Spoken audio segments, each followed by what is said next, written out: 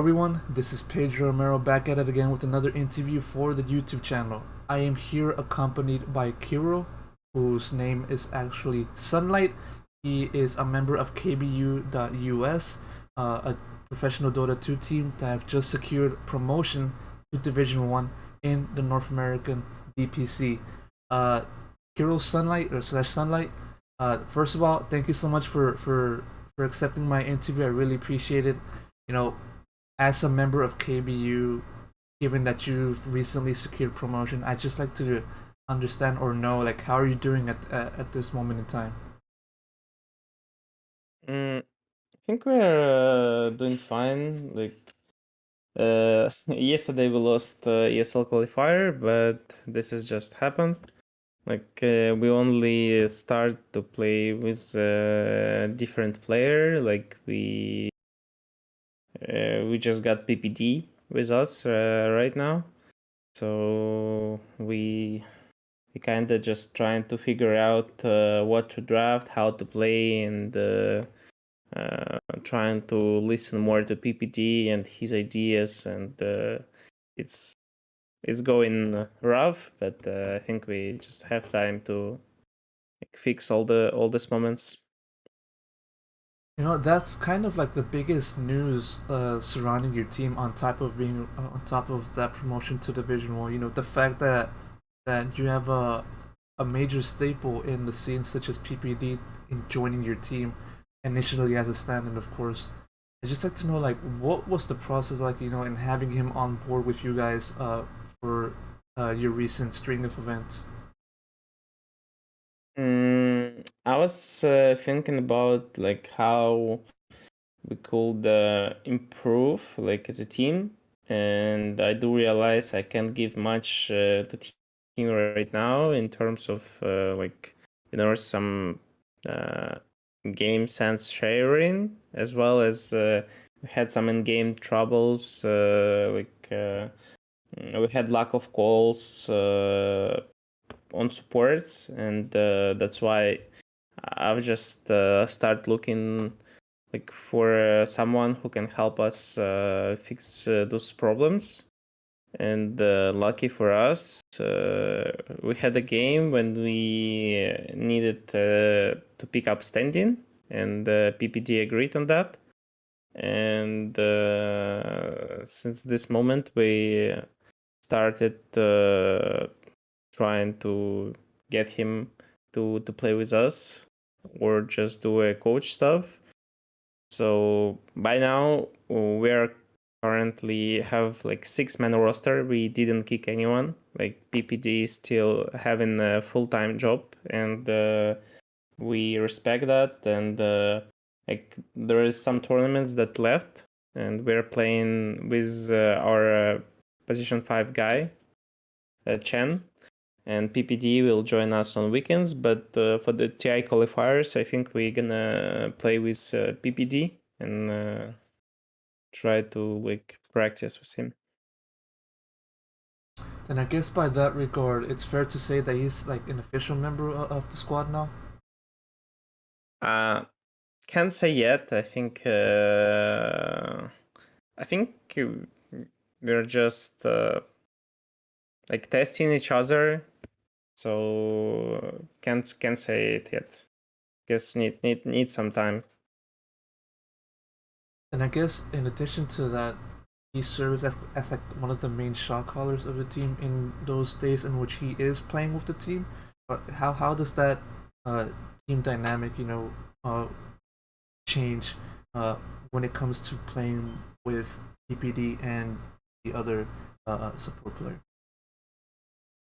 Uh, I think, as I said before, we had lack of calls, but it mostly strikes early game. Guess there is some kind of stuff that going not good, and yeah, PPD is just helping us get some structure in the game, so we move more smoothly, trying to do more macro stuff on the map instead of just random calls, random kills. and it's anyway need time to just to fit it in our gameplay. So right now, I think like maybe we were playing a little bit better like before with a different guy, but it's only because we need time to adapt to Peter, to his ideas, to his calls. So yeah, that's it. Even so, I want to go back to before PPD joined you guys, and obviously cover the fact that you guys secured qualification to or secured promotion to Division One. It's been a pretty long, drawn out process for you guys to reach this point. You started off in Division Two, qualifying to Division Two from open qualifiers prior to the Winter Tour, and then stayed there all the way until this past tour, in which you finished second place. And so I'd like to know, like, what was the process like, or the progression of the team from the moment in which it first formed up until the moment you guys secured promotion. Can't say much about this because in many ESL interviews, like after the matches, I've already told that we didn't scream. Like we had per whole this year, we maybe played like 5 scrims, so it's more like we are just mix of players. But I think for me, like it just was a matter of time because I switched from position 2 to 3 and to captain and drafter. So I just need time to like figure out what I want to pick, to have some ideas on a game, on a draft with all these players, because sometimes for me it's really hard to like draft with the knowledge I have, like about what our players are playing, like about the heroes. And if first season went pretty good, but we didn't secure Division 1, like I realized that we anyway need change, because and first season was in my opinion was kind of maybe less skilled, and from season to season it became like harder to play against teams because everyone is just have some progress on it. But I think in just season 3 we were just in a better shape, like overall, like as a players, as a team. We just agreed on some ideas, and we were confident in what we are doing. We had like less stupid moves on map. We discussed what we want to do. So yeah, this is it. This is how it went. When it comes to when it comes to not doing any scrims, there lies a certain amount of risk of not practicing enough, not getting that synergy together, and possibly losing against against many teams in the season.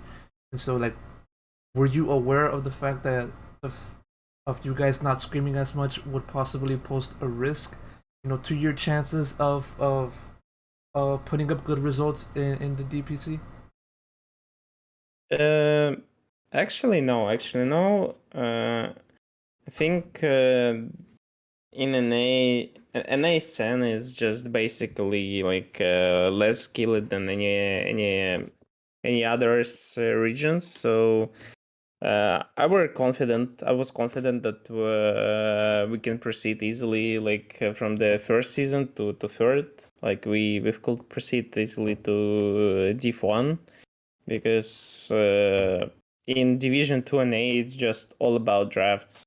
If you just pick like the better heroes, easier to play heroes without like really like hard skill based ideas, like, and you're just winning the lanes, for example, it's much easier to play here. So there is no really cool macro plays from the teams. Maybe maybe only alpha guys, like as they beat us. Even we were like doing pretty fine, like in both games, maybe not first, but anyway. Like other teams is just playing on micro level. They're not doing like you can predict like almost everything what they gonna do in the game. So yeah, maybe it will. If you were in Div 1, for example, it's hard to play without scrims. Like you need to practice. You need to try to show your best game. You need to play smoothly, like not doing like any stupid move on the map. So yeah, but for Div 2 it's enough, I think, just to play pubs, just to be in a good shape. Then I guess by that regard, we're going to expect to see KBU start doing more scrims. Given that you're now a Div 1 team. It's hard to say now because as far as you know, like if we gonna play like Division 1, it's only on next season after TI. So we're gonna start screaming like by now because of TI qualifiers anyway. We think that we have good chances to go through the wild card probably. Maybe not to take the real spot, if to be like realistic on this point. But yeah, we're just gonna start screaming by now. But I can't say much about what's gonna happen after TI. Maybe team is just gonna disband or or we just stay together and play. So have no idea. Can't say yet. We'll see what happens with KBU in due time. But I want to go back to like the moment in which KBU was formed. When it comes to understanding what kind of team KBU .us is, it's kind of like hard to say. It's like around the time the team was formed, you guys didn't have a Wikipedia page. I mean, the only sort of information we could come out of was looking into each individual players, like Twitter, Wikipedia, stuff of that nature. That's kind of like how I kind of got into to to be aware of yourself, and I'd like to know like what made possible the formation of this particular stack. Since it's mostly based in Eastern Europe, which then started competing in NA. When I realized that I can join any team on Europe or on Russia, on CIS, I've just started looking for some opportunities to do anything, and I decided that this is a good time, as I said before, to switch my roles and just became captain and post-free player, and I started playing NA publics, and maybe 4 days before the roster lock, I just found all these guys, just put them together, and we played like qualifiers. So yeah, it was just mix. We're looking for people who wants to play. So this is it. This is how it went. And what about the actual name? KBU. I looked into what it is, and could only find their Telegram page. I think I can assume it's like an esports organization. From that, so how were you guys contacted by KBU to represent them as like their United States team? KBU is not an organization. It's more like a Russian meme. Here is like a bunch of star players from CIS, like NS, Hvost, and other people, Dread. They created this name, like it means team without idiots. It's just description, yeah. So it was a team for stream content and to play some qualifications like for TI, for majors, for any tournaments like it was before. And once I were in this team, like yeah, I did some analyst stuff before, like and caster stuff on some tier 1 events.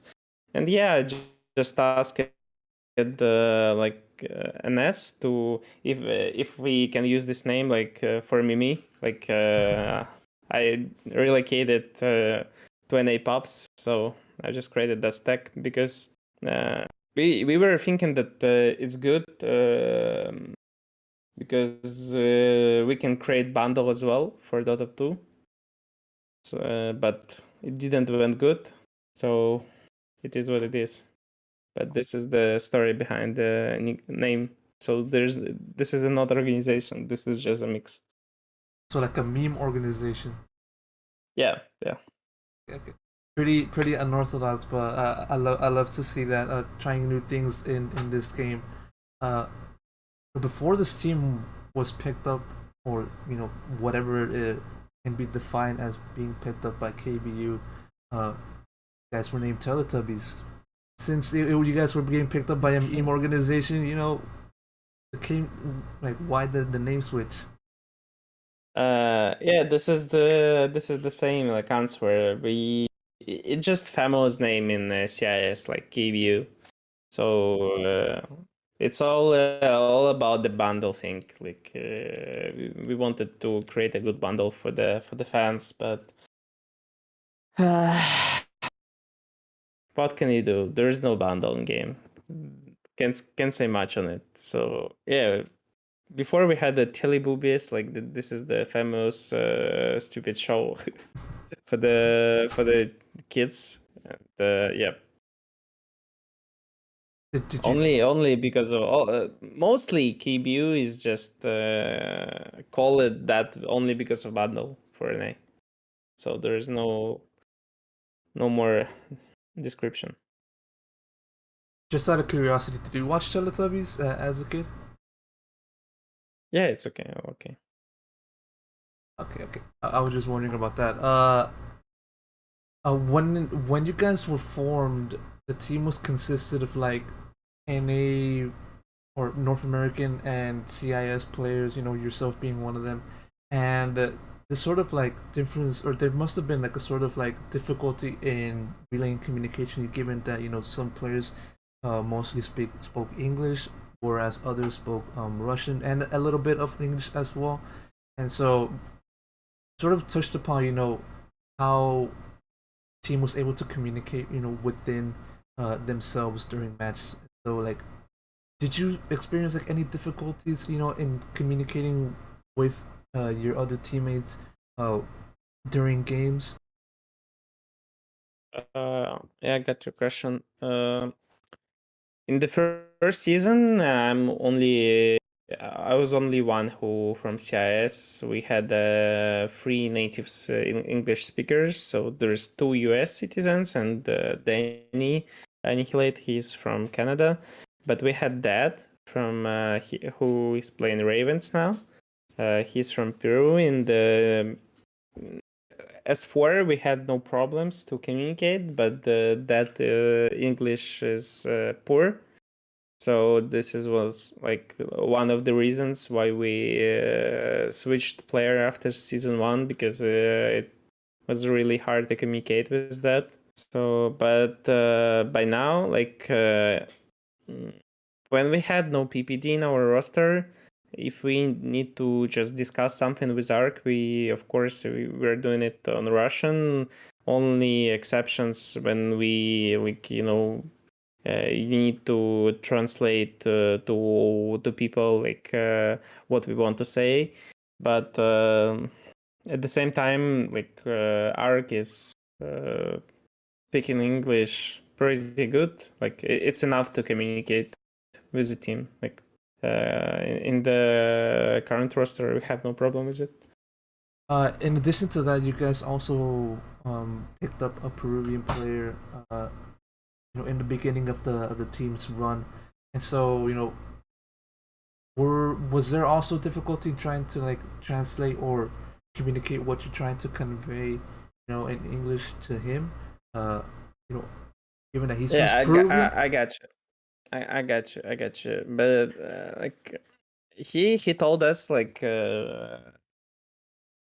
that he is understand like almost everything what we're saying, but it was hard for him to just communicate with us. Like his English level is not that good. I mean, he cannot speak it like mostly. Like he can say like basic things, but at the same time, it was hard for him. But it was at the first season. I thought that we have like it's enough.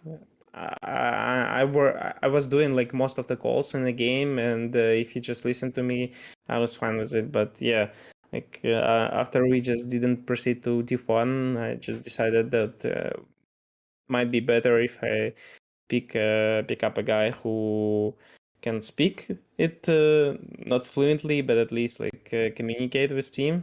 And yeah, and just I do realize for that it was like a good run to play with us, and it was at the same time it was hard to communicate. So yeah, nobody were speaking in our team Spanish, but if he need to answer something or we're just discussing it by chat, not by voice, he sometimes he was using Google Translate. Hmm. But what can you do? We just picked him up like 3 hours before qualification, open qualification for the Division 2 started. So we had not much time to pick up a player, like, and so. You know, it's sort of some of the, like one of the sort of obstacles a team from Division Two usually encounters. You know, trying to jam together a squad. You know, right before the start of open qualifiers or right before the the, the rosters are locked. And in addition, you know, trying to make sure you guys have like synergy, you know, in games as the DPC is going on. And so, you know, obviously being a Div 2 player is pretty difficult in and of itself. Uh, and so for you, you know, as one of the focal points or like as one of the leaders of KBU, how have you like progressed, you know, individually, you know, not just within the game, you know, but you like as a person, you know, trying to communicate and trying to lead your team, you know, in securing in securing promotion or and improving, you know, how has you progressed as a leader in that regard? I think it's all about the mindset. If I were playing like CIS, I might be maybe more toxic overall. But when you speak like other language and you're just playing with like completely different mindset on people, like it's for me it's more chilling atmosphere to play with, and this is the way I just improved. Of course, I improved in terms of being like drafter, being like doing some calls in the game, because like before I wasn't doing that much in my previous teams. So yeah, I just put myself out of comfort zone, and yeah, it just went pretty good. You know, as someone who started out his career in Eastern Europe, did you ever thought of yourself as becoming like a captain of a team in any stage of your life before you know you started competing in NA? Mm, no, but I was always thinking about that, like to just become a captain. But it was hard to get people who have like some kind of trust in you here. If you just have a bad reputation, and it was about me because I had a bad reputation in pubs, at least, not in teams, but yeah, just I was like free to do whatever I want in this team. Like I created this team. I'm drafting. People are listening to me and not complaining much. Like we discuss like everything we want after the game. Like there is no conflicts like at all. So it was just a more good atmosphere to improve. Like when you're starting new things here. looking at it on the other side of the coin, as the captain, you're going to have plenty of responsibilities to handle, directing the team, being like one of the biggest. And so, were you aware of the pressure that mounted as the captain of the team or as the leader of the team? From my position, of course, I was like under pressure because uh, I realized that we have a problem like on calls, like on moves from the early game on supports, and I had to take control over it, and sometimes it might sabotage my game because I just starting thinking more about the moves and so on, and less about what I'm currently doing on map, like where I should be, what I should do. So yeah, like I think that playing like post 3, you need to be like 100% focused, because it's like the second core in the game, like mostly right now in the current meta. So yeah, I would like to not have this pressure. Maybe that's why PPD is just a good replacement for me as a captain, so I can just focus more on my game right now. Yeah, but I'm like still calling like some things in the game, just not early. Staying in line with your career, you've been playing this game for quite a long time. According to your Wikipedia, you started your career in around 2012, late 2012. So you must have experienced plenty of things. Switching back and forth between many teams as well.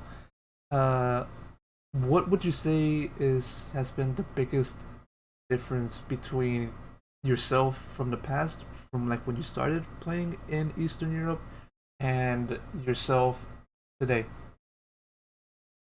Uh, you know, as I said before, like I'm kind of toxic guy. Like I was, maybe I become a better person by now, but like this is like one of the reasons when I started play competitively back in 2012. Like we were a really good team. We came out of WCG. We like beat Orange, that was like top 6 of TI this year, and we were confident. Like you're just getting some fake confident that you're good. You're like pop star now. You can do whatever you want, and our team just destroyed very fast by this mindset. And this is what was driving me, like for the 5 years maybe I was I wasn't improving. Like I was just thinking about the same things. Doing nothing, was lazy. This is just period for the not for the player, maybe for every human. When you're just stagnating on some things, you just don't know what to do, how to improve. You have maybe no will to do something, to put yourself out of some comfort zone. Just I don't know. I had just like 5-6 years playing on the same level, like, and this what caused me to stop playing competitively. Like I've done a lot of events by as analyst. Okay. And after some years, I realized that I become more wise man, and can lead the team by now. So it just take me a lot of time actually. What was that moment? Was there a particular moment in time in which you flipped the switch and started returning to competitive play? As after being like an analyst, as you mentioned before. I think, of course, it was last TI because a friend of mine, Toronto Tokyo, just won TI, and like overall CIS team won TI, and it's just a great great engine for people to just start thinking that okay, not only Chinese, not only European teams can do that. Like we can do the same. We just need to start working more hardly, and this is what the good motivational signal. So yeah. All right. From that, from Team Spirit, we saw the re-emergence of Sunlight, which is very amazing to see. You know, from that point on to now, you've obviously experienced tons of like improvement, tons of growth. You're actually a Div 1 caliber player at this moment in time, and so, but from that, but before you can actually play in Division 1, KBU has to participate or compete in the TI11 qualifiers. Where they will play with the rest of the region or those that didn't receive the direct invite to the competition. For those 2 slots for the LCQ Last Chance qualifiers, which will serve as a prelude to the actual tournament. And so, like, what's your mindset? Like, what is the team's like general confidence level and mindset? Prior to competing in TI11 qualifying. Uh, um, I think we just all we need to have in our just team mindset is just to be on the same page. Like if we gonna be on the same page, stop over calling like each other, because it's since PPT comes, like we have a 3 players calling. It's me, Arc, and PPT. We need to just like have some time to fix these moments and just be on the same page. I think, as I said before, we have pretty good chances to go through the wild card. So through the last chance qualifiers, yeah.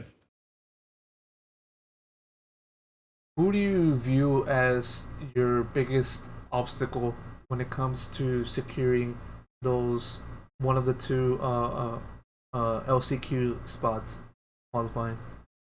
I think there's like good teams like Nouns, Wildcard, Gaming, Alpha guys, and the Cut.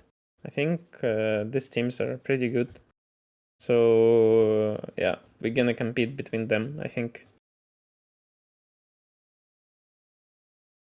You mentioned as to how like the difference between Eastern Europe and North America in Division 2.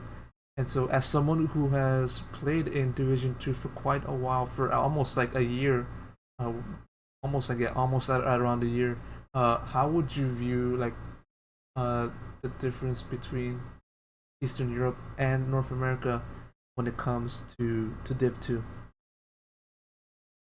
Mm, so I've mentioned already that the Division 2 NA, in my opinion, is just more on micro skill based, and there is maybe only few players have a basically like good based knowledge of the game, like how it works, and just a lot of people still doing like a lot of mistakes and the default moves without just even understanding what they're doing. So, but in the season 3, like there's a bunch of teams that played pretty good. Like even in terms, they're still bad at macro. But if compare it to Division 2 in Eastern Europe, it's just like air and earth. Like people is just more skillful on the Eastern Europe, and it's I think it's hard to if it was Division 3, like in Eastern Europe, Division 2 NA will be Division 3. So, what do you think must be done for the overall skill level of North American Div 2? To improve, to at least reach the same level as like other regions, most notably Eastern Europe? I think the main problem is not like mindset or just or anything else. It's just all about that there is literally lack of good players in NA. And there is lack of players at all. And everyone who is good already, they just achieved something, or they're just already finished playing Dota 2 competitively. So for the others, it's really hard to improve because they have no not maybe coach, how to say, there is no good players who still just play in the game and not in a good team and can help others to improve themselves. So there is just only a bunch of players who is just switching between the team, but they stay the same. If you have nobody who can help you learn some game basics to improve, it's hard in NA.